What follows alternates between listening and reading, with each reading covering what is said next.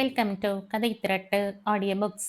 இந்த வீடியோவில் நம்ம என்ன கதை கேட்க போகிறோம்னா, இள நெஞ்சே வா கதையின் 2வது பகுதி. வாங்க கதைக்குள்ளே போகலாம். ஒரு வழியாய் அந்த ஃபேர்வெல் பார்ட்டி எனப்படும் பிரிவு உபச்சார விழா நிறைவடைகையில் நேரம் மாலை 6 மணியை கடந்துவிட, மறுநாள் விடியலில் ஊருக்கு கிளம்ப வேண்டும் என்ற கவலையில் விடுதியில் தங்கியிருந்த மாணவிகள் தங்கள் பொருட்களை எடுத்து வைத்து கொண்டிருந்தனர். வீணா உள்ளூர் என்பதால் அவளின் 80% பொருட்கள் ஏற்கனவே அவள் வீட்டுக்கு இடம் மாறி இருந்தன. அதனால் வீணா சம்யுவின் பொருட்களை பேக் செய்ய சம்யுவிற்கு உதவி கொண்டே அவளிடம் பேசிக்கொண்டிருந்தாள். நெடுநேரமாய் சம்யு வெறுமனே மட்டும் கொட்டி கொண்டிருக்கவும், துணிகளை மடித்து பெட்டியில் அடுக்கிக் கொண்டிருந்த வீணா நிமிர்ந்து சம்யுவின் முகம் பார்த்தாள். அவள் முழங்கால்களை கையில் கட்டிக்கொண்டு சுவரை வெறித்து கொண்டு ஏதோ தீவிர யோசனையில் மூழ்கி இருக்கவும் அவளை நெருங்கிய வீணா, சம்யு என அவளின் தோள் தொட, ஏதோ கனவுலகில் இருந்து மீண்டவள் போல் சம்யு தெளிந்து வீணாவை பார்த்தாள். என்ன பிரச்சனை சமோசா? லாஸ்ட் 1 மந்தா நானும் பார்க்குறேன், நீ ரொம்ப அப்செட்டா இருக்க.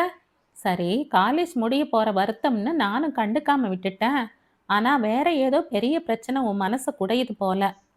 Watts wrong with you Samo? சொல்லேண்டி, வீட்டில் ஏதாவது பிரச்சனையா? உங்க அப்பா ஏதாவது சொன்னாரா? வீணா தன் கேள்விகளை தொடுத்து கொண்டே போக அவளை கை நீட்டி நிறுத்திய சம்யு, போதும் வீணை, இன்னைக்கு நைட் டின்னருக்கு வெளியே போகலாமா? லாஸ்ட் டேங்கிறதால வார்டன் ஒன்றும் சொல்லாது. அப்புறம் நம்ம சரணையும் ஃபோன் போட்டு வர சொல்லு. சம்யு சொல்லி முடித்துவிட்டு தன் உடைமைகளை வேகமாய் அடுக்கி முடிக்க, வீணா சரணுக்கு ஃபோன் செய்து உணவகத்தின் பெயரை தெரிவித்து அங்கே வர சொல்லிவிட்டு நிமிர, சம்யு வெளியே செல்ல தயாராகி வந்தாள். வீணா 1 மினிட் சமோ என அவளிடம் வேண்டுதல் வைத்துவிட்டு 5 நிமிடத்தில் தன் நீல நிற சல்வாரில் தயாராகி வந்தாள். தோழியர் இருவரும் தாங்கள் வழக்கமாக செல்லும் உணவகத்தை அடைந்து சரணின் வருகைக்காக காத்திருந்தனர். சொன்ன நேரத்திற்கு கிட்டத்தட்ட 1 மணி நேரம் தாமதமாய் வந்த சரண் வரும்போதே அலுத்து கொண்டான். இன்னைக்கு பசங்க எல்லாம் ஒரே ஜாலி ட்ரீட். இன்னைக்கு கூட என்ன நிம்மதியா விடாம வர சொல்லி தொல்லை பண்றீங்களே ரம்பங்களே, எதுக்கு கூப்பிட்டீங்க? அவன் திட்டிக் கொண்டே எதிர் இருக்கையில் அமர, அதுவரை இறுகி அமர்ந்திருந்த சம்யு அதே இறுக்கத்தோடே நிமிர்ந்து சரவணின் முகம் பார்த்தாள். நாளைக்கு நீ என்ன ரிஜிஸ்டர் மேரேஜ் பண்ணிக்கிறையா சரண்? அவள் ஏதோ கடைக்கு போகலாம் என்பதை போல் இலகுவாக, வா கல்யாணம் செய்து கொள்ளலாம் என கேட்க, வீணா துள்ளி நிமிர்ந்து சம்யுவின் முகம் பார்த்தாள். சரவணன் சற்று நேரத்திற்கு முன் அருந்திய 2 பீர்களின் போதை நொடியில் உடலில் இருந்து இறங்க, அவன் சம்யுவை நம்ப முடியாத பார்வை பார்த்து கொண்டே, என்ன சொன்ன நீ என திக்கி திணறி கேட்க, அவனை சலனமே இல்லாமல் பார்த்தவள், நாளைக்கு என்னை ரெஜிஸ்டர் மேரேஜ் பண்ணிக்கிறையான்னு தான் கேட்டேன் சொல்லிவிட்டு அவள் சிப்பந்தியை அழைத்து உணவு வகைகளுக்கு ஆர்டர் கொடுத்துவிட்டு அமர்ந்திருக்க, வீணாவும் சரணும் என்ன இது என்பதை போல் ஒருவரை ஒருவர் பார்த்து கொள்ள, சம்யு முகத்தில் எந்த உணர்வுகளையும் பிரதிபலிக்காமல் தன் முன் இருந்த கண்ணாடி டம்ளரில் பார்வையை பதித்து அமர்ந்திருந்தாள். வீணாவின் கோபம் கரை உடைக்க அவள் சம்யுவை பார்த்து, சம்யுக்தா, நீ இப்ப என்ன சொன்னேன்னு அதோட அர்த்தம் புரிஞ்சுதான் சொல்றியா? நீ கண்டிப்பா சரணை லவ் பண்ணல. ஏன், உன்னை எனக்கு 7 வருஷமா தெரியும். இந்த 7 வருஷத்துல நீ பொழுதுபோக்கா கூட எந்த பாய்ஸையும் பார்த்து சைட் அடிச்சது கூட கிடையாது. அப்படி இருக்கிறப்ப எதுக்கு உனக்கு இந்த திடீர் கல்யாண பிளான்? உங்க வீட்டில் உனக்கு பிடிக்காத மாப்பிள்ளை பார்த்துருக்காங்களா? பேசுடி, அந்த கல்யாணத்தை நிறுத்த வேற வழி இல்லாம சரணை ரிஜிஸ்டர் மேரேஜ் செய்ய சொல்லி கேட்குறியா? வீணா பேசிக்கொண்டே செல்ல சம்யுவின் முகத்தில் கலவையான உணர்வுகள் வந்து சென்று கொண்டிருந்தன. வீணா பேசி முடித்ததும் அவளை நிமிர்ந்து பார்த்த சம்யு அதுவரை அரும்பாடுபட்டு அடக்கி வைத்திருந்த தன் வெடி சிரிப்பை வெளியிட மற்ற இருவரும் அவளை மொத்த தொடங்கினர். ஹே லூசுங்களா, நான் எது சொன்னாலும் நம்புவீங்களா? இந்த மூஞ்ச கல்யாணம் பண்ணிக்கிட்டா என் ஃபியூச்சர் என்ன ஆகிறது? ஹோ மை காட்! மற்ற இருவரும் அவளை மொத்திக் கொண்டு இருக்கும் பொழுதே சம்யு சிரித்து கொண்டே மேலும் அவர்களின் கடுப்பை கிளப்பிவிட, சரண் அருகில் இருந்த டம்ளரில் இருந்த நீரை எடுத்து அவள் தலையில் கவிழ்த்துவிட்டு, சொல்லுவ, நீ ஏன் சொல்ல மாட்ட? நீங்க கூப்பிட்டீங்கன்னு பசங்க பார்ட்டியை மிஸ் பண்ணிட்டு வந்தேன் பாரு, என்ன சொல்லணும்? ஒழுங்கு மரியாதையா 500 ரூபாய் கொடுத்துடு சமோசா. அடிச்ச 2 கிங்ஃபிஷர் போன இடம் தெரியல சொல்லிவிட்டு அவன் தன் இடத்தில் அமர தன் துப்பட்டாவை கொண்டு முகத்தில் வழிந்த நீரை துடைத்து கொண்டே சம்யு, டேய் 2 கிங்ஃபிஷர் 200 ரூபாய் தானா ஆகும், நீ ஏண்டா 500 கேட்குற, பகல் கொள்ளைக்காரா என சொல்ல வீணா உடனே சம்யுவிற்கு ஒத்து ஊதினாள். அதானே, இது பகல் கொள்ளை இல்ல சம்யு, ராத்திரி கொள்ளை. ஏண்டா இது உனக்கே அநியாயமா இல்ல என சரணை கேள்வி கேட்க, அட பாவிங்களா, உங்களுக்கு எப்படி இந்த ரேட்டெல்லாம் தெரியும் என சரவணன் தன் வாயை பிளக்க, உங்க பாய்ஸ் ஹாஸ்டல்ல இன்னைக்கு தானே பார்ட்டி, எங்க கேர்ள்ஸ் ஹாஸ்டல்ல ஒரு வாரமா இந்த பார்ட்டி தானே ஓடிக்கிட்டு இருக்கு, காலேஜ் டேஸ் முடிய போகுதில்ல, அதனால கேர்ள்ஸ் எல்லாம் ஏதோ அட்வென்ச்சர் செய்யற மாதிரி விதவிதமா ட்ரிங்க்ஸ் வாங்கி டேஸ்ட் பண்ணி பார்த்துட்டு இருக்காளுங்க. சும்மா த்ரில்லுக்காக, ஒரே ஒரு தடவை தான், நீ ஏன்டா அப்படி முறைக்கிற வீணா சரணிடம் கேட்க, சரண் கோபம் ஏறிய குரலில், நீங்களுமா என இறுகிய முகத்துடன் கேட்க, வீணா, அதை ஏண்டா கேட்குற, நான் ரெடியாத்தான் இருந்தேன், கூட ஒரு அட்வைஸ் அவையார வச்சிருக்கனே, அவ விட்டா தானே. முந்தா நேத்து ஷீலா ஒரு வைன் பாட்டில் கொண்டு வந்து எங்கள் ரூமில் வச்சதுக்கே அவளை பிடி பிடின்னு பிடிச்சிட்டா. அப்புறம் நான் எங்கே அதை டேஸ்ட் பார்க்கறது, எல்லாம் என் விதி. வீட்டில் தான் ஒரே தடாவாக இருக்குன்னு ஹாஸ்டலில் ஜாயின் பண்ணேன், இங்கே ஒரே எஸ்மா டெஸ்மாவாக இருக்கு. வீணா தன் ஆதங்கத்தை அள்ளி கொட்ட சரணின் முகம் மீண்டும் இயல்பானது. அதான பார்த்த சம்யு, வீணை உன்னை அவையார்னு சொல்றா, காது கேட்கலையா என எடுத்து கொடுக்க, சம்யு, கேட்டது கேட்டது, இந்த அவையார் இன்னைக்கு பர்ஸ் கொண்டு வரல, அதனால நம்ம யூத் வீணை மேடம் தான் ஹோட்டல் பில் பே பண்ண போறாங்க என அலட்டி கொள்ளாமல் சொல்ல, வீணா, அடிப்பாவி, அடிமடியிலேயே கை வச்சிட்டியே, டேய் டிஃபன் பாக்ஸ் இருக்கு உனக்கு, தனிய போட்டா கொடுக்குற. அவர்கள் தங்களுக்குள் சண்டையிட்டு கொண்டு இருக்கையிலேயே உணவு வகைகள் வந்து சேர மூவரும் தங்களுக்குள் கிண்டல் கேலியாய் அளவளாவியபடி உணவை உண்டு முடித்தனர். வீணா உணவிற்கான தொகையை செலுத்தி முடித்ததும் மூவரும் வெளியே வந்தனர். சரண் அவர்களை விடுதி வரை விட்டுவிட்டு வருவதற்காய் உடன் வந்தான். வழக்கமாய் இரவு 9 மணிக்கு இருள் சூழ்ந்திருக்கும் மகளிர் விடுதி அன்று ஒளி வெள்ளத்தில் மிதந்து கொண்டிருந்தது. விடுதியின் வெளியே இருந்த தோட்டத்தில் அமைக்கப்பட்டிருந்த நீண்ட சிமெண்ட் மேடையில் சம்யு அமர்ந்து கொள்ள அவளை தொடர்ந்து மற்ற இருவரும் அமர்ந்தனர். சம்யுவின் முகம் இதுவரை அவர்கள் பார்த்து அறியாத பாவத்தில் இருந்தது. அவள் கண்களில் பழி வெறி மின்ன, உங்ககிட்ட நான் கொஞ்சம் பேசணும் சம்யு தொடங்கவும், வீணாவும் சரணும் ஒருவரை ஒருவர் பார்த்து கொண்டு சரி என்பதாய் தலையசைக்க சம்யு தன் கடந்த காலத்தை அவர்கள் முன் திறக்க ஆயத்தமானாள். அதே நேரம் மதுரை மாவட்டத்தில் எழில்மிகு கிராமமான கோபிநாயக்கன்பட்டியில் சம்யுவின் தந்தையான ஈஸ்வரமூர்த்தி தன் மகளின் நிச்சயதார்த்த விழாவிற்கு நாள் குறித்து கொண்டிருந்தார். நீ வட துருவம், நான் தென் துருவம், முறைத்து கொண்டே திரிகிறோம் எப்போதும், ஈர்ப்பு விசை அதிகம், மகிழ்ந்து போகிறது காதல். அர்ஜுன் தீபக் இருவரும் பெங்களூரின் பிரதான பேருந்து நிலையத்தில் இருந்தனர். தீபக் அர்ஜுனிடம் 108வது முறையாக புலம்பிக் கொண்டிருந்தான். டே, நான் இப்படியே பொடிநடையா நடந்து கூட திருச்சிக்கு போயிடுறேன்டா, அந்த நிமான்ஸ் குடும்பத்தோட என்னால் மல்லு கட்ட முடியாதுடா, உங்க ஊர் திருவிழாவுக்கு அடுத்த வருஷம் ஒரு வாரம் என்ன 1 மாசம் தங்கி எடுபிடி எடுக்காதபடி இப்படி எல்லா வேலையும் செஞ்சு தரேன்டா, ப்ளீஸ்டா என்னை விட்டுடுடா. தீபக் அர்ஜுனிடம் புலம்பிக் கொண்டிருக்க அதை அர்ஜுன் காது கொடுத்தும் கேட்காமல் அவன் முன் பதிவு செய்து வைத்திருந்த குழு குழு பேருந்து எப்பொழுது நிலையத்தை அடையும் என அருகில் இருந்த நடத்துனரிடம் கன்னடத்தில் விசாரித்து கொண்டிருந்தான். இனி இவனிடம் பேசி பிரயோஜனம் இல்லை என்பதை உணர்ந்து கொண்ட தீபக் அந்த பேருந்து நிறுத்தத்தின் நிழற்கூடத்தில் இருந்த இரும்பு இருக்கை ஒன்றில் அமர்ந்து கொண்டான். அவன் கண் முன் 3 மாதங்களுக்கு முன் அர்ஜுன் அவனை தன் அத்தை வீட்டிற்கு அழைத்து சென்றதும் அதை தொடர்ந்து நடந்த நிகழ்வுகளும் காட்சிகளாய் விரியத் தொடங்கியது. கொசுவத்தி சுருள். சுமார் 3 மாதங்களுக்கு முன் அர்ஜுன் தன் அப்பாச்சியை ஓட்டி கொண்டிருக்க பின்னால் அமர்ந்திருந்த தீபக்கின் முகம் அவன் வண்டியை இந்திரா நகர் குடியிருப்பை நோக்கி திருப்பவும் ஆச்சரியத்தில் மிளர்ந்தது. டேய், உன் அத்தை வீடு இங்கேயா இருக்கு? டேய், இங்க இருக்கிற ஃபிகர் எல்லாம் சும்மா ஃபாரின் மாடல்ஸ் கணக்கா இருப்பாளுங்கடா, இவ்வளோ நாளா ஏன்டா சொல்லல, அடிக்கடி இங்க வந்து என்ஜாய் பண்ணி இருக்கலாமே. தீபக் வாய்விட்டு புலம்ப இன்னும் சற்று நேரத்தில் ஏன்டா என்னை இங்க கூட்டிட்டு வந்தேன்னு தீபக் புலம்பப் போவதை முன்கூட்டியே அறிந்து வைத்திருந்த அர்ஜுன் தீபக்கிற்கு பதில் ஒன்றும் சொல்லாமல் வெளிரிய இளம் சிவப்பு வர்ணத்தில் கம்பீரமாய் நின்ற ஒரு பெரிய பங்களாவின் முன் தன் வாகனத்தை நிறுத்தினான்.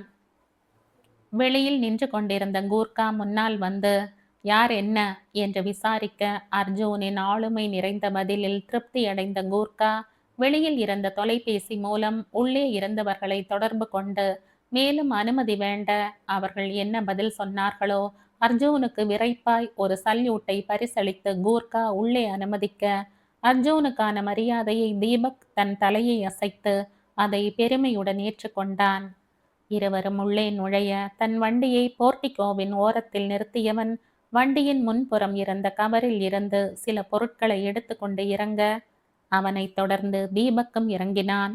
அவர்கள் இருவரும் உள்ளே நுழைய அவர்கள் முன் நீண்டு வளைந்திருந்த மாடிப்படிகளில் ஆரஞ்சு வண்ண மினி ஸ்கர்ட்டில் வெள்ளை புள்ளிகளிட்ட ஆடை மட்டும் முதலில் தெரிந்தது. கால்கள் முழுவதும் வெள்ளை நிற கால் உறை இடம் பிடித்திருக்க பாதங்களை கருப்பு நிற கட் ஷூ கவி பிடித்திருந்தது. அந்த பெண் இரண்டிரண்டு படிகளாய் தாவி வர மாடிப்படிகளில் பார்வையை பதித்திருந்த தீபக்கின் மனது தந்தனனா தன தந்தனனா என ராகம் இசைக்க மாடியின் வளைவு முடிந்து நேரான படிகள் தொடங்கிய இடத்தில் தீபக் கொஞ்சம் கொஞ்சமாய் அந்த பெண்ணை நிமிர்ந்து பார்க்க தொடங்கினான். சிற்றிடை, அதற்கு மேல் வெள்ளை நிற ஸ்லீவ்லெஸ் பனியன், கைகளிலும் வெள்ளை நிற கையுறை. தீபக் ஆர்வம் தாங்காமல் அவள் முகத்தை பார்க்க நிமிர அவன் முதுகுத்தண்டில் 1000 வாட்ஸ் மின்சார அதிர்ச்சியை வாங்கினான். காரணம், வந்தது குமரி அல்ல, கிழவி. தீபக்கின் வாய் அதிர்ச்சியில் கோணிக்கொண்டது.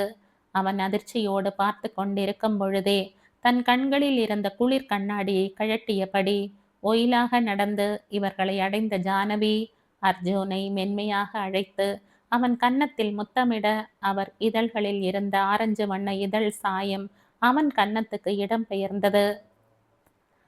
ஹாய் டார்லிங், உன் மேலே ரொம்ப கோபமாக இருக்கேன். போ, உன் அம்மாவை விட நீ ரொம்ப மோசம்.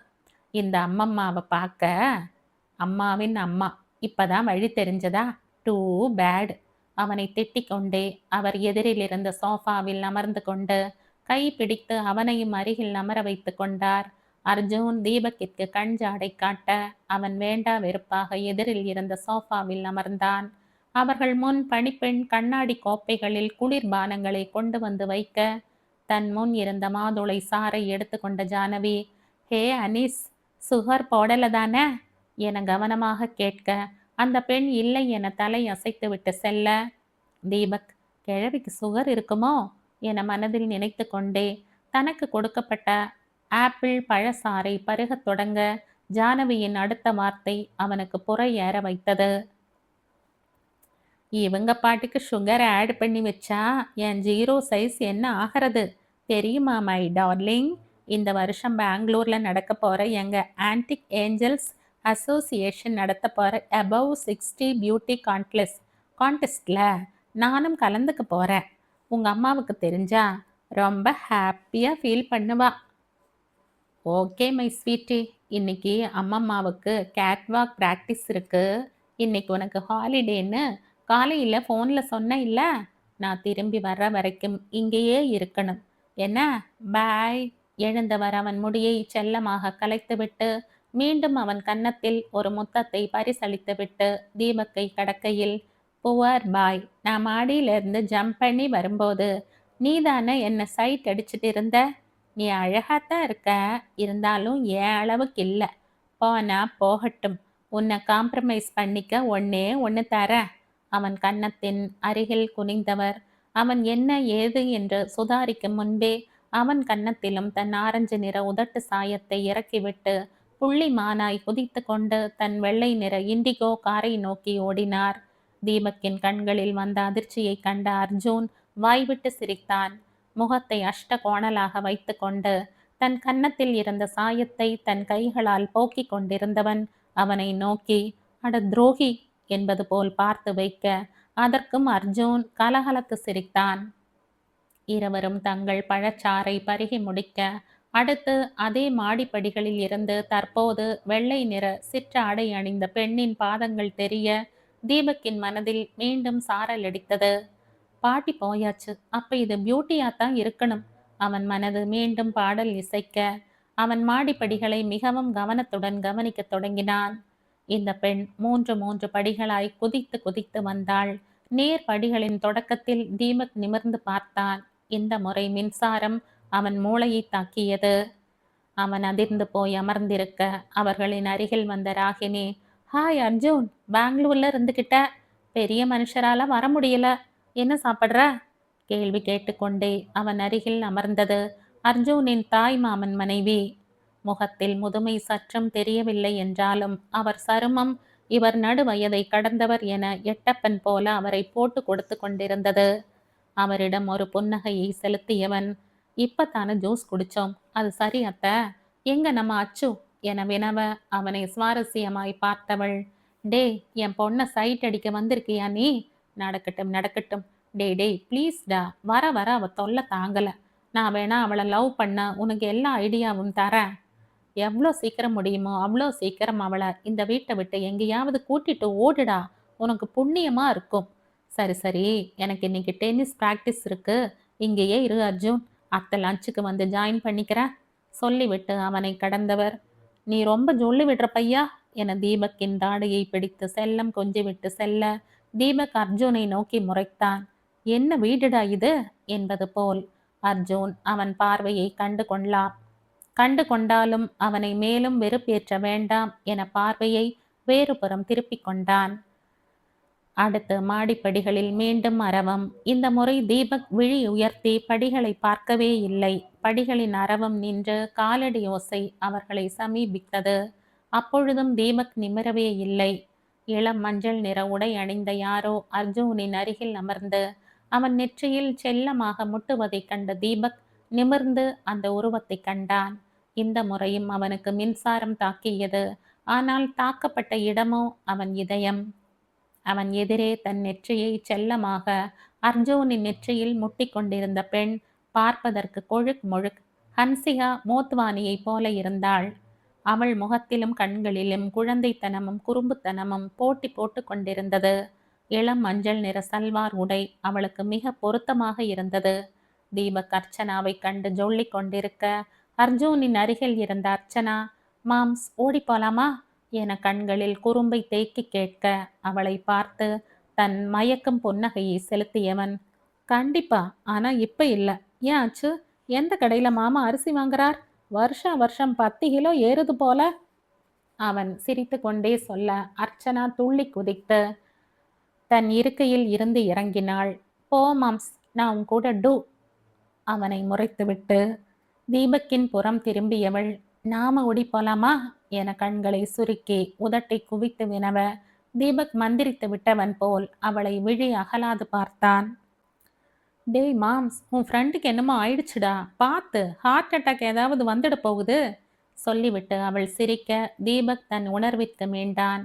அவனுக்கு பழிப்பு காட்டியவள் அர்ஜுனிடம் திரும்பி, மாம்ஸ், இன்னைக்கு நான் தான் சமைக்க போறேன், நீ சாப்பிட்டு பார்த்துட்டு மார்க் போடுற அவனிடம் உத்தரவை பிறப்பித்துவிட்டு அவள் சமையல் அறைக்குள் சென்று மறைய, தீபக்கிற்கு சற்று முன் அவளிடம் ஏற்பட்ட சலனம் இருந்த இடம் தெரியாமல் மறைந்து விட்டது.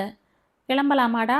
தீபக் கேட்டுக்கொண்டிருக்கும் பொழுதே ஸ்பைக் ஸ்டைலில் முடியை நேர்படுத்தி அதில் அடர் சிவப்பு சாயத்தை பூசியிருந்த நடுவயதுக்காரர் அருகில் இருந்த மற்றொரு அறையில் இருந்து வெளிப்பட்டார். அவர் நம் அர்ஜுனின் தாய் மாமன் வாசுதேவன். வந்தவர் இருவரையும் பொதுவாக வாங்க என வரவேற்றார். அவரின் வரவேற்பில் தீபக் மிக குளிர்ந்து போனான். அப்பாடா, இந்த ஒரு மனுஷனாச்சும் வீட்டுக்கு வந்தவன வான்னு கூப்பிட்டாரே. அவன் அப்படி எண்ணிக்கொண்டிருக்கும் பொழுதே அவர் அர்ஜுனின் புறம் திரும்பி பேசத் தொடங்கினார். அவரின் பேச்சு மொழியில் தமிழ் மணந்து நான் பச்சை தமிழன் என அவரை காட்டி கொடுத்து கொண்டிருந்தது. அர்ஜுனிடம் திரும்பியவர், மாப்ள, உங்க அப்பா என்ன சொன்னாலும் சரி, அடுத்த வருஷம் உனக்கும் அச்சுவுக்கும் கல்யாணம். என் தலையை பார்த்தியா? தினம் ஒரு கோலம் பண்ணி வைக்கிறா. என்னால நிம்மதியா ஒரு ஜாக்கிங் போக முடியலடா மாப்பிள. தெருநாயெல்லாம் துரத்துது. இந்த கொடுமை போதாதுன்னு வாரத்துக்கு 2 முறை சமைச்சு என் வயிற்று வேற கெடுத்து வைக்கிறா. மீட்டிங்ல நான் பேசுறத விட என் வயிற்றுல இருந்து புதுசா இருந்து வர்ற சவுண்டு தாண்டா அதிகம் பேசுது. இதெல்லாம் கூட பரவாயில்லடா, என் ட்ரெஸ்ஸை டிசைன் பண்றேன்னு பட்டா பட்டி டவுசர் எல்லா பக்கமும் கிழிச்சு விட்ட மாதிரி ஒரு பேண்ட்டை ரெடி பண்ணி தர்றாடா. அந்த ட்ரெஸ்ல என்னை பார்த்த எங்கள் ஆஃபீஸ் வாட்ச்மேன் என்னை பிச்சைக்காரன்னு நினச்சி ₹2 பிச்சை போட்டுட்டு இங்கே நிற்காத வெளியே போன்னு துரத்துறான்டா. அவனுக்கு நான் யாருன்னு புரிய வைக்க நான் பட்ட பாடு. இதையெல்லாம் கேட்டு நீ பீதி ஆகிறது உன் கண்ணிலேயே தெரியுது மாப்ள. ஆனா இந்த மாமாவுக்கு வேற ஆப்ஷன் இல்லையேடா. வேணா ஒன்று பண்ணுவோம். உனக்கு தெரிஞ்ச இளிச்ச வாய்ப்பையே எவனாவது இருந்தா சொல்லு. சீர்சனத்தை நிறைய செஞ்சு கட்டி கொடுத்துடுவோம் என அவர் பேசிக்கொண்டே செல்ல அர்ஜுன் தன் பார்வையை தீபக்கை நோக்கி திரும்பினான். அவன் பார்வையின் பொருள் உணர்ந்து அலறிய தீபக், ஐயோ எனக்கு 3 பொண்டாட்டி 30 புள்ளங்குட்டிங்க இருக்கு சார். இவன் சொல்றது எதையும் நம்பி உங்க பொண்ணை என் தலையில கட்டிடாதீங்க. அவன் ஏறக்குறைய அலற அந்த வீட்டில் இருந்து அடுத்த நபர் பிரசன்னமாகி தீபக்கிற்கு தரிசனம் தந்தார். அது அந்த வீட்டின் மூத்த குடிமகனும் அர்ஜுனின் தாத்தாவுமான சொக்கநாதன். அவர் ஏதோ கோவா பீச்சில் குளியல் போடும் ஆங்கிலேயர் பாணியில் உடை அணிந்திருந்தார். கை இல்லாத பூக்கள் இட்ட காட்டன் பனியன், தொடை வரை மட்டுமே பயணித்த கால் சட்டை, காதுகளில் பொருத்தி இருந்த ஹெட்செட்டில் ஆங்கில பாப் இசை வழிந்து கொண்டிருக்க அதற்கு ஏற்றபடி உடலை வளைத்து ஆட்டம் போட்டு கொண்டே, ஹே அர்ஜுன், எப்படா வந்த? சம்பா ஓ சம்பா ஓ அவர் பாடிக்கொண்டே அவர் விசாரணையை தொடங்க, இப்பதான் தாத்தா அவன் பதில் அளிக்க, அச்சு பாத்தியா அச்சு அவர் மேல் மாடி நோக்கி குரல் கொடுக்க, பார்த்துச்சு தாத்தா, எனக்காக ஏதோ சமைக்கிறதா சொல்லி கிச்சனுக்குள்ள போயிருக்கா. அவன் சொல்லி முடித்தானோ இல்லையோ இருவரும் ஒரே குரலில், என்னது என அலறியவர்கள், ஆபீஸ்க்கு லேட்டாச்சு என சொல்லிக்கொண்டே வாசுவும், இன்னைக்கு சம்பா டான்ஸ் கிளாஸ் இருக்கு, பை அர்ஜுன் என்றபடி சொக்கநாதனும் ஆளுக்கு ஒரு திசையில் வில்லில் இருந்து புறப்பட்ட அம்பை போல வீட்டை விட்டு ஓடத் தொடங்கினர். அவ்வளவு நேரம் முகத்தை சுருக்கி வைத்திருந்த தீபக் வாய் விட்டு சிரிக்கத் தொடங்கினான். அவன் சிரித்து கொண்டிருக்கும் போதே அர்ச்சனா கையில் 2 பீங்கான் பாத்திரம் நிறைய புது வகை உணவோடு இவர்களை முற்றுகையிட, இவளின் சமையல் அருமை பெருமைகளை கேள்விப்பட்டிருந்த இருவரும் வசமாக மாட்டிவிட்டோமே என்ற உணர்வோடு அவள் முன் அமர்ந்திருந்தனர். 2 கோப்பைகளையும் ஆளுக்கு ஒன்றாய் கையில் திணித்தவள், இது என்னோட புது கண்டுபிடிப்பு, மேகி பிரியாணி. ஆ, ஸ்மெல்லே சூப்பரா இருக்குல்ல. ஓகே, 2 பேரும் சாப்பிடுங்க சொல்லிவிட்டு அவர்கள் எதிரே அமர தீபக் அர்ஜுன் இருவரும் ஒருவரை ஒருவர் பார்த்து கொண்டனர். அர்ஜுன் அவளிடம், உனக்கு அச்சு என கேட்க, நோ மாம்ஸ், நான் டயட்ல இருக்கேன். இப்போ கேஎஃப்சியில இருந்து ஒரே ஒரு சிசி சிக்கன் லார்ஜ் பீஸா வரும், அது மட்டும்தான் என்னோட மீல், நீங்க சாப்பிடுங்க. அவள் எதிரில் இருந்த சோஃபாவில் கால் மேல் கால் போட்டுக்கொண்டு இருவரையும் கண்காணிக்கும் விதத்தில் அமர்ந்து கொண்டாள். இருவரும் தங்கள் கையில் இருந்த வெந்தும் வேகாத புதுவித உணவை கண்களில் பீதியோடு பார்த்தபடி கையில் இருந்த ஸ்பூனால் அலைந்து கொண்டிருக்க தீபக்கின் அலைபேசி அவனை அழைத்தது. எதிரில் இருந்த மேஜையில் தன் கப்பை வைத்தவன் திரையில் தெரிந்த எண் வாடிக்கையாளர் சேவை எண் என்பதை அறிந்து கொண்டாலும் மிகுந்த பதட்டத்தோடு அலைபேசியை காதில் வைத்தவன் எழுந்து நகர்ந்து கொண்டே, எஸ் சார், பக்கத்துல தான் இருக்கோம் சார், கிளம்பிட்டோம் சார். வாசலுக்கு ஓடி சென்று தன் காலணிகளை அணிந்து கொண்டே அர்ஜுனை பார்க்க அவனும் எழுந்து நின்றிருந்தான். அர்ஜுன், மார்க்கெட்ல பாம் இருக்கிறதா நமக்கு நியூஸ் வந்திருக்காம். சீஃப் கமாண்டோ உடனே நம்ம அங்க போய் ரிப்போர்ட் பண்ண சொன்னார். சொல்லிக்கொண்டே அவன் அர்ஜுனின் வண்டியை நோக்கி ஓட, அர்ஜுனும், அச்சு கொஞ்சம் அவசரம், கிளம்புறேன், வீட்டில் எல்லார்கிட்டையும் சொல்லிடு, பாய். அர்ஜுன் பாய்ந்து வந்து வண்டியை கிளப்ப தீபக் அவசரமாய் பின்புறம் தொற்றிக் கொண்டான். இருவரும் இந்திரா நகர் குடியிருப்பை கடந்ததும் அர்ஜுன் ஒரு மர நிழலில் வண்டியை நிறுத்த நண்பர்கள் இருவரும் தங்கள் வயிற்றை பிடித்து கொண்டு சிரித்தனர்.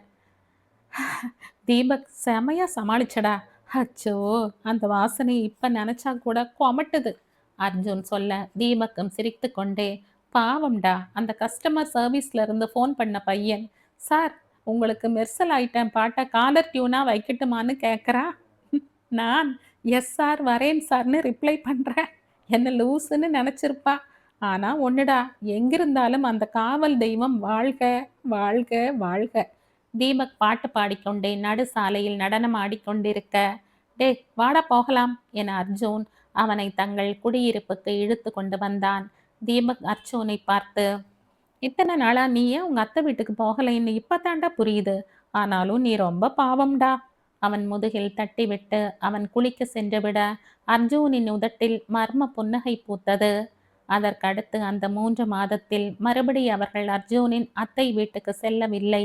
ஆனால் இரவு நேரங்களில் அர்ஜுன் அச்சு அச்சு என அந்த பெண்ணிடம் உரையாடி கொண்டிருந்ததை தீபக் கேட்க நேர்ந்தது. ஆனால் தீபக் அதை கண்டும் நண்பனை என்ன ஏது என்று விசாரிக்காமல் ஒதுங்கி போனான். நமக்கு எதற்கு வம்பு என இப்படியே நாட்கள் விரைய அவர்களின் விடுமுறை நாளும் வந்தது.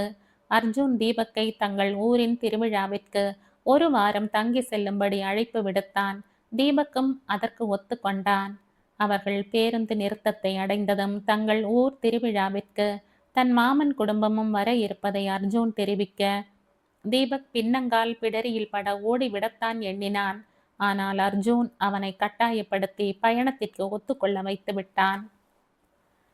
அர்ஜுன் அவனை கூவி அழைக்க தீபக் திடுக்கிட்டு நிமிர்ந்தான். அவன் எதிரில் அர்ஜுன் கோப முகத்துடன் நின்று கொண்டிருந்தான். டேய், அவங்கெல்லாம் வந்துட்டாங்க. பஸ் கூட வந்து 10 நிமிஷம் ஆச்சு. அங்க நின்னு 100 தடவை கத்தி இருப்ப. வந்து தொலை. அர்ஜுன் தங்கள் உடைமைகளை எடுத்துக்கொண்டு முன்னால் நடக்க தீபக் பலி ஆடு போல அவனை தொடர்ந்தான். அங்கே அவர்கள் பயணிக்க வேண்டிய பேருந்தின் அருகில் நின்று கொண்டிருந்தவர்களைக் கண்டு அவனுக்கு மயக்கம் வராத குறைதான். ஜானவி பாட்டி பட்டு புடவையில் பாந்தமாக இருக்க, ராகினி காட்டன் புடவையில் அடக்கத்தின் மறு உருவமாய் நின்றார். அர்ச்சனா அடர் நீளத்தில் கருப்பு கரையிட்ட அனார்கலி சுடிதார் அணிந்து மாடன் மகாலட்சுமியாய் நின்று கொண்டிருந்தாள். சொக்கநாதன் தாத்தா ஏதோ சுதேசி நாயகன் போல கதர் சட்டையும் வெள்ளை நிற வேட்டியும் அணிந்திருக்க, வாசுதேவன் முதல் முறையாக படிய வாரிய தலையுடனும் இது எனக்கு வழக்கமில்லையே என்பதைப் போல ஆங்காங்கே முடி முள் போல தூக்கி கொண்டு நின்றது. நாகரீகமான முழு உடையுடன் நிற்க தீபக் மனதிற்குள் இதெல்லாம் எங்கு போய் முடியுமோ என எண்ணிக்கொண்டே ஏழுமலையானே என்ன மட்டும் காப்பாத்துப்பா என்று வேண்டிக்கொண்டே பேருந்தில் ஏறி அமர்ந்தான். அவனை தொடர்ந்து மற்றவர்களும் தங்கள் இடத்தில் அமர அவர்கள் பயணம் மதுரை மாநகர் நோக்கி தொடங்கியது. அர்ஜுன் மனதிற்குள் எண்ணிக்கொண்டான், உன்னை ஜெயிக்க வந்துகிட்டே இருக்க சம்யு. அதே நேரம் அவனை வென்றுவிட்ட உணர்வோடு மதுரை மண்ணில் கால் பதித்து கொண்டிருந்தாள் சம்யுக்தா. நீயும் நானும் சிக்கி முக்கி கற்கள், சதா உரசிக்கொண்டே இருக்கிறோம். எப்போதும் பற்றிவிடும் காதல் தீ, அதே நம்பிக்கையில் குளிர்காய காத்திருக்கிறது காதல். மதுரை ரயில் நிலையத்தில் தன்னை வரவேற்று அழைத்து செல்ல வந்திருந்த சங்கர பாண்டியனை நோக்கி சம்யுக்தா சித்தப்பா என கூவியபடியே ஓடினாள். அவளைத் தொடர்ந்து வீணா வேகமாக நடக்க பெண்கள் இருவரும் தங்கள் பயண பொதிகளை சரணிடம் ஒப்படைத்திருந்ததால் கிட்டத்தட்ட 5 பைகளை தூக்க முடியாமல் தூக்கியவன் நடப்பதற்கே சிரமப்பட தூரத்தில் தன் முன் விச்சிராந்தியாக ஓடிக்கொண்டிருந்தவர்களைக் கண்டு அவனுக்கு ஆத்திரம் வந்தது. சம்யுவின் கடைசி சித்தப்பாவான சங்கர பாண்டியன், வாடா பொம்மிம்மா, என்ன இம்பிட்டு இழைச்சு போய் கிடக்க? வீட்டுக்கு போனதும் ஆளாளுக்கு என்னத்தான் வைய போறாக. இவன் பேச்ச கேட்டு பொண்ணை வெளியூர் அனுப்புனது குத்தம்னு. அப்புறம் பரீட்சை எல்லாம் எப்படி எழுதியிருக்க? டேய் ராசு, பொம்மிம்மா பெட்டி எல்லாம் டிக்கியில் அடுக்கல. அவளிடம் பேசிக்கொண்டே திரும்பியவர் அப்பொழுதுதான் அவள் அருகில் வந்து நின்ற புதிய பெண்ணை கவனித்தார். அவர் கேள்விக்குறியாய் சம்யுவை பார்க்க, சித்தப்பா இது என் ஃப்ரெண்டு வீணா. அப்புறம் இது என தன் இடப்புறம் திரும்பியவள் அங்கே சரணை காணாமல் திகைக்க, அவன் தொலைவில் தங்கள் பயண பைகளை தூக்க முடியாமல் தூக்கி கொண்டு வருவது அவள் கண்ணில் பட்டது. தன் தலையில் தானே செல்லமாக கொட்டி கொண்டவள் அவன் பாரத்தை குறைக்கும் பொருட்டு அவன் அருகில் ஓடினாள். சம்யுவை தொடர்ந்து வீணாவும் அங்கே செல்ல இருவரும் சேர்ந்து அவனிடம் இருந்த பைகளை பகிர்ந்து கொள்ள அவ்வளவு நேரம் அடக்கி வைத்த தன் கோபத்தை சரண் இருவர் தலைகளிலும் கொட்டுகளாய் இறக்கினான்.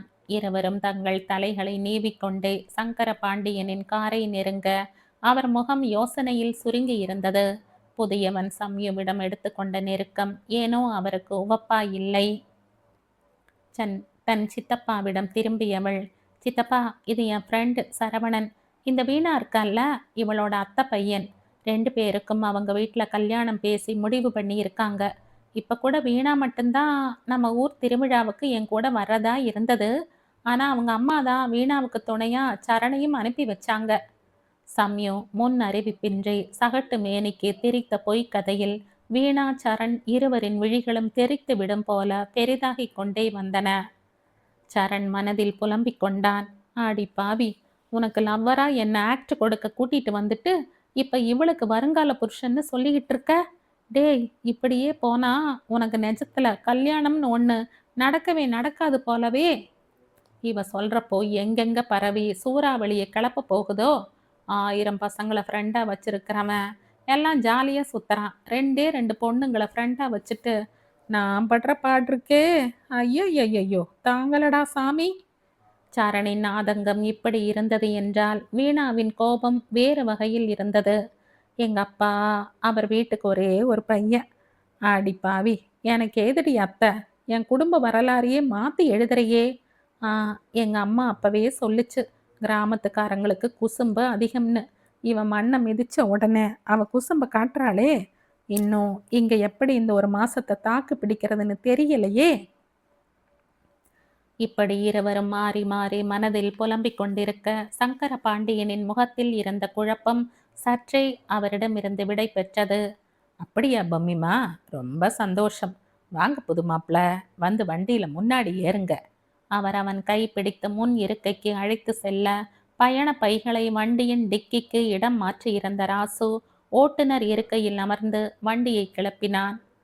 அது சற்றே பெரிய அளவிலான டாடா சுமோ வண்டி என்பதால் முன்புறம் 3 பேரை தாராளமாய் தாங்கியது. வீணாவின் கண்களில் கோபம் தெரிந்ததைக் கண்டு சம்யு கண்டுகொண்டாள். இருந்தாலும் தன் சித்தப்பாவின் முன்னிலையில் அவளிடம் சம்யுவால் எதையும் விளக்க முடியாது என்பதால் அவள் மௌனியாகி வெளியே தெரிந்த தங்கள் ஊரின் தோற்றத்தை ரசிக்கத் தொடங்கிவிட்டாள். இதுவரை இல்லாத ஒரு பயம் அவள் நெஞ்சில் உருண்டோடிக் கொண்டிருந்தது. சரண் தன் தலையில் கொட்டிய போது மாறிய சங்கர பாண்டியனின் முகத்தை சம்யு கவனித்து விட்டாள். அவரை சரி கட்டவே சம்யு உடனடி போய் வங்கியாய் மாறி சூழலை கட்டுக்குள் கொண்டு வந்தாள். சித்துவே, இவ்வளோ நோட் பண்ணுதே, இன்னும் ஐயம்மா, பெரியப்பா, அப்பா, முத்து சித்தப்பா, அம்மாங்க. நான் செத்த. இவங்க கிட்ட புழிஞ்சு புழிஞ்சு என் ஃப்ளாஷ்பேக்கை சொன்னது போல என் குடும்பத்தை பற்றியும் கொஞ்சம் சொல்லி இருக்கலாம். அவள் இப்படி சிந்தித்து கொண்டிருக்கும் பொழுதே, நீ மட்டும் சொல்லி இருந்தேன்னு வையி, உனக்கு ஒரு கும்பிடு, உங்க ஊர் கோவில் திருவிழாவுக்கு ஒரு கும்பிடு என்று 2 பேரும் ரேஸ் குதிரை போல உனக்கு எதிர் திசையில் ஓடி இருப்பார்கள். அவள் மனசாட்சி இடித்துரைக்க, அதானே, அப்புறம் என் திட்டம் எல்லாம் என்ன ஆகிறது? அவள் மனசாட்சியிடம் கை குலுக்கி கொண்டவள் இனி வீட்டில் இருப்பவர்களை எப்படி சமாளிப்பது என யோசித்தபடியே தன் பயணத்தை மேற்கொண்டாள். 1 மணி நேர பயணத்திற்கு பின் அவர்கள் வாகனம் கிராமத்து பாணியில் அமைந்திருந்த மிக பெரிய தொட்டிக்கட்டு வீட்டின் முன் நின்றது. வீட்டின் முன் மிக பெரிய கூட்டம் கூடி நிற்க முதலில் சம்யு வண்டியில் இருந்து குதித்து இறங்கினாள். அவள் ஓடி சென்ற கூட்டத்தில் நடுநாயகமாய் நின்று கொண்டிருந்த மனிதரை கட்டி கொண்டாள். அவளை சுற்றி இருந்தவர்கள் அவள் முதுகை நீவிக்கொண்டும் தலைமுடியை வருடிக்கொண்டும் அவள் நலம் பற்றி விசாரித்து கொண்டும் இருக்க வீணாவும் சரணும் வண்டியில் இருந்து இறங்கி அவர்களை நோக்கி நடந்தனர். அவர்களுக்கு பின்னால் சங்கர பாண்டியன் வந்து நின்றார். முதலில் இவர்களை கண்டதும் சம்யுவை அணைத்து கொண்டிருந்த அவளின் பெரியப்பா மருத பாண்டியன்தான்.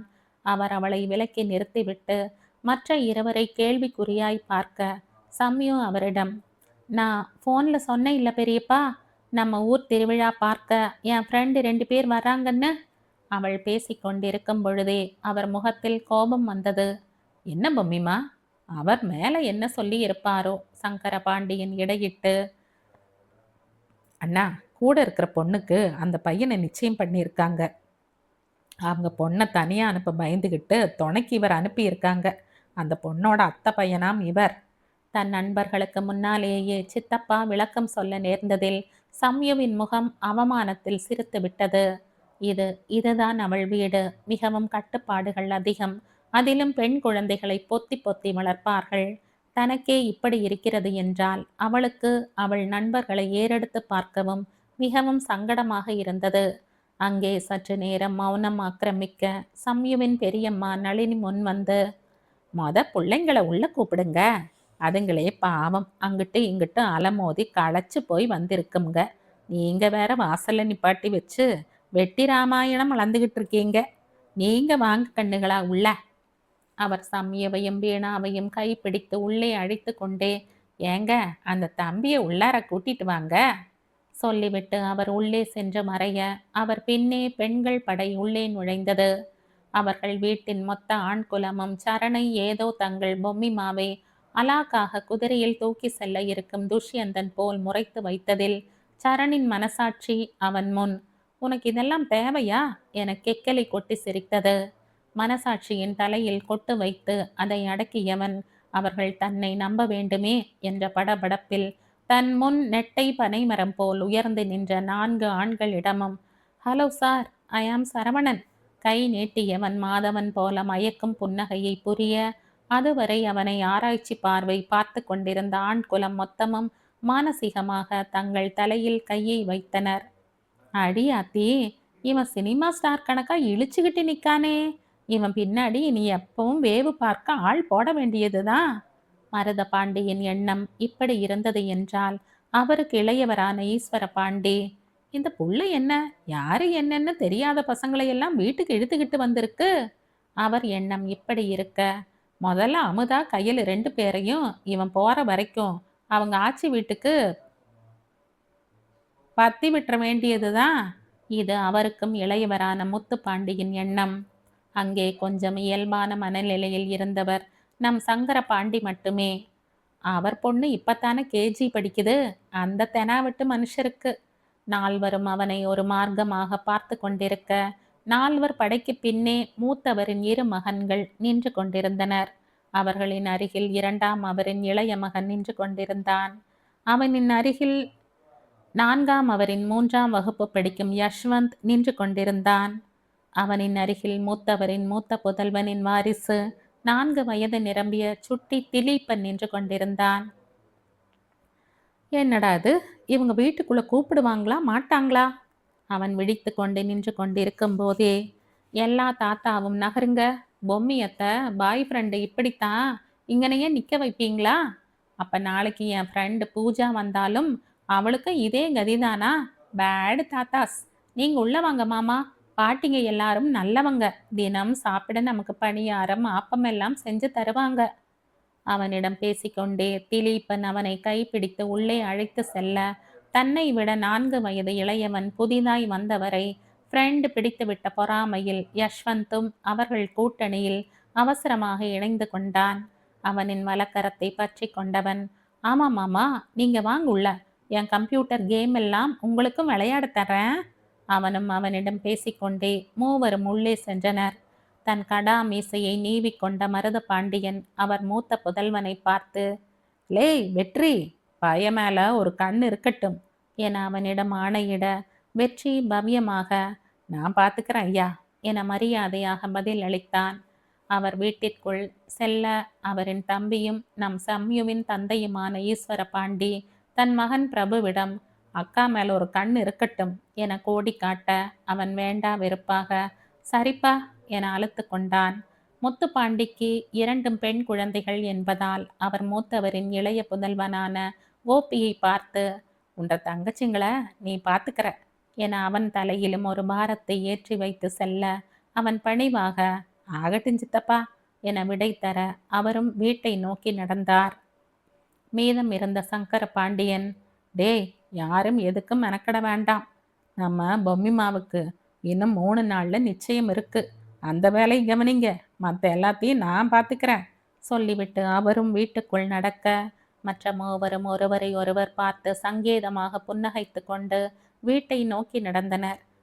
வீட்டிற்குள் நடந்த சங்கர பாண்டியன் மனதிற்குள் எண்ணிக்கொண்டார், 30 வருஷத்துக்கு முன்னாடி நடந்த விஷயத்துல இருந்து இந்த வீடு எப்பத்தான் வெளியே வருமோ? வீட்டுக்கு யார் வந்தாலும் வீட்டு பொண்ணுங்களை தூக்கிட்டு போக வந்திருக்கிறதாவே பார்த்து வைக்கிறாங்க. என்னைக்கு திருந்த போறாங்களோ? ஊர்ல இருந்து அம்மா வந்தா, அது வேற என்ன நாடகம் நடத்த போகுதோ? முருகா, எல்லாரையும் காப்பாத்துப்பா. வீட்டிற்குள் நுழைந்தவர் தன் கடமைகளில் தன்னை ஆழ்த்தி கொண்டார். சம்யு வீட்டிற்கு தன் நண்பர்களை அல்ல, 2 பூகம்பங்களை அழைத்து வந்திருக்கிறாள் என்ற உண்மை புரியாமல் அவர் சிவனே என மில் கணக்கு வழக்குகளை மேற்பார்வை பார்க்க தொடங்கினார். நள்ளிரவிற்கான குளிர் அந்த சோழ கொல்லை காவல் குடிலில் அமர்ந்திருந்த மூவரின் உடலையும் நடுங்க செய்து கொண்டிருந்தது. அதில் அமர்ந்திருந்த இருவர் கூட்டணி போட்டுக்கொண்டு சம்யுவை முறைத்து கொண்டிருந்தனர். வீணா முதலில் பொங்கத் தொடங்கினாள். ஏண்டி, எங்களை பார்த்தா எப்படி இருக்காம உங்க வீட்டு ஆளுங்களுக்கு? உங்க ரெண்டாவது நொண்ண மாடியிலிருந்து இறங்கி வரும்போது தெரியாம இடிச்சிட்டேன். ஏதோ வைரஸ் கிருமியை தொட்ட மாதிரி கையை உதறான், காலை உதறான், தலையை தட்டிக்கிறான். அப்புறம் என் முகத்தை பார்க்காம தரையை பார்த்து நீங்க நான் தெரியாம இப்படி திக்கி திக்கி ஏதோ மணிரத்னம் பட ஹீரோ கணக்கா பிட்டு பிட்டா பேசிட்டு போறா. வீணா கோபியை போல நடித்து காட்டியதில் மற்ற இருவருக்கும் இதழில் புன்னகை அரும்பியது. ஆனால் இப்பொழுது சிரித்து வைத்தால் வீணாவிடம் அடி நிச்சயம் என்பதால் இருவரும் வாயை இறுக மூடிக்கொண்டனர். வீணா அவர்களை கண்டு கொள்ளும் மனநிலையில் இல்லை. அவள் தொடர்ந்து பொங்கிக் கொண்டிருந்தாள். இந்த கதையின் தொடர்ச்சியை அடுத்த பதிவில் கேட்கலாம். நன்றி.